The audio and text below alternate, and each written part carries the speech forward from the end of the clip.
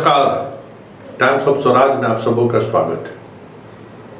देखिए, नीट परीक्षा को लेकर इन दिनों हमारे कई सिस्टम के कई लोगों से मुलाकात हुई है। सीबीआई के वालों से भी मुलाकात हुई है, बिहार पुलिस के आर्थिक अपराध इकाई से जुड़े हुए उन अधिकारियों से भी मुलाकात हुई है जो इस ऑपरेशन में लगे हुए हैं।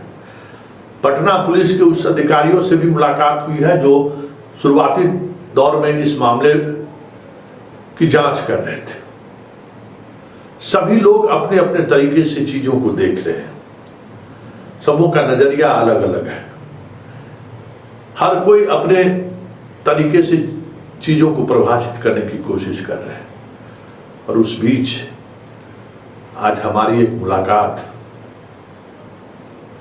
एक बच्ची से हुई है। 680 नंबर उसे आया है और हमने तो सोचा था कि उसका इंटरव्यू चलाएं, लेकिन बातचीत के बाद मुझे लगा कि नहीं, इसका इंटरव्यू चला के हम भले ही देश की 140-50 करोड़ आबादी को झकझोर जरूर सकते हैं, लेकिन इस लड़की के साथ ये जस्टिस नहीं होगा। क्योंकि सोशल मीडिया में वीडियो को लेकर किस तरीके से चीज़ें चलती है और फिर किस तरीके से चलाई जाती है, हमें लगता है कि वो सहन वो नहीं कर पाते। इसलिए मैं सिर्फ उनके उन जज्बातों को आपके सामने रख रहा हूँ और उन सवालों से आपको रूबरू करा रहा हूँ कि अंकल, इस देश ने मुझे दिया क्या है? अंकल, इस देश पर किस बात को लेकर गर्व करें?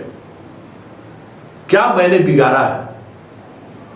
हमने अपनी बहन की शादी को तय हुआ, उसमें शामिल तक नहीं हुआ।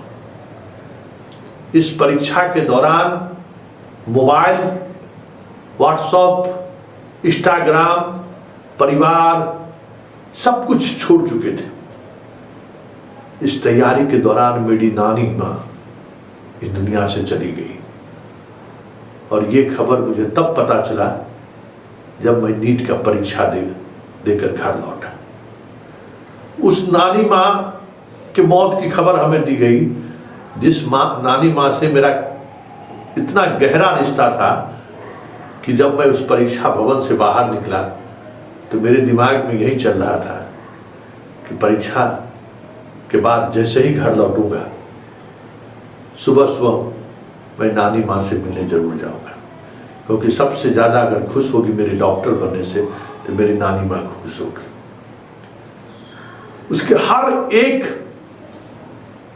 संवाद में वो टिस छुपा हुआ था, वो दर्द छुपा हुआ था जो हम शब्दों में बयान नहीं कर सकते।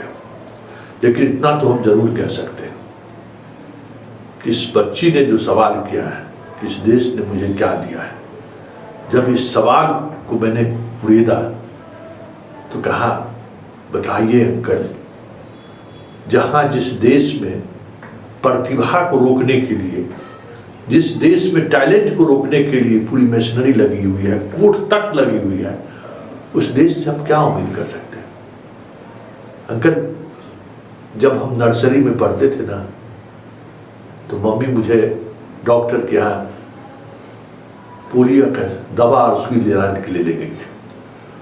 और उस वक्त जो साइलेंस का फोटो मैंने देखा ना अंकल, उसी वक्त मैंने सोचा था कि डॉक्टर बनूंगा और डॉक्टर बनकर इस देश का नाम रोशन करूंगा, गरीबों को इलाज, बहुत तरीके की तमन्ना पाल रखा था।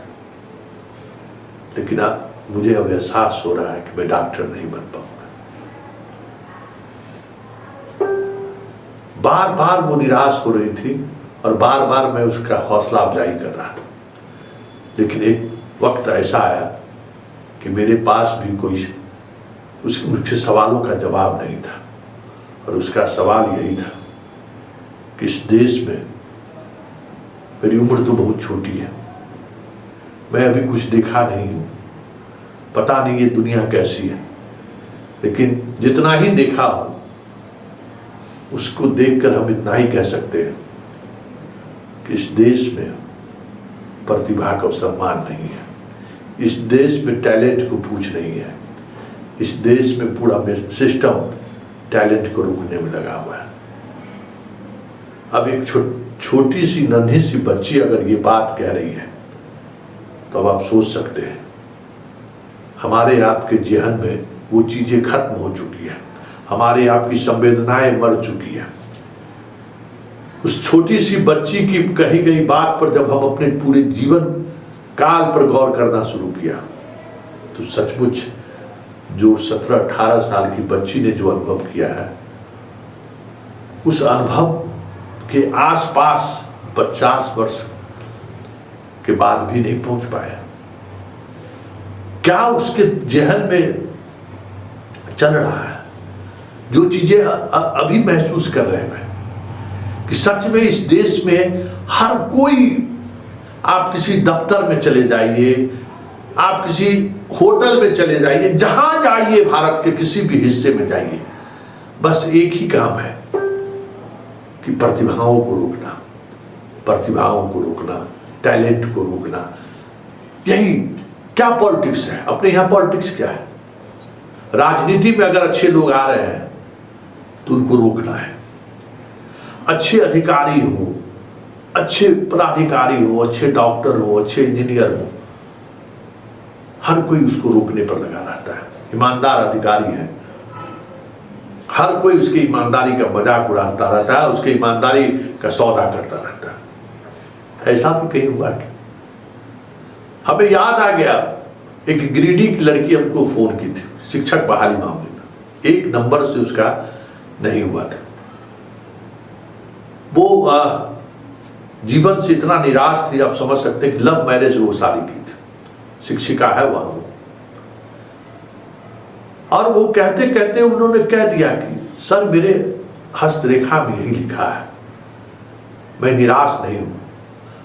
और 1 नंबर नहीं, वो टॉप की थी, नंबर उतना था, सिर्फ एक कॉलम में उन्होंने कुछ गलती कर दी थी फॉर्म भरने के दौरान, और वो फॉर्म ऑनलाइन भरना था, उसमें उसने गलती कर दी और उसको चिल्लाती रही, चीखती रही अतुल प्रसाद से मिलने के लिए, लेकिन लोगों ने उसे मिलने तक नहीं दिया। पता है TI1 का वो इंग्लिश सब्जेक्ट की वो टॉपर थी वो, और उसको इसलिए बाहर कर दिया गया कि फॉर्म भरने में उसने कुछ त्रुटि कर दी थी।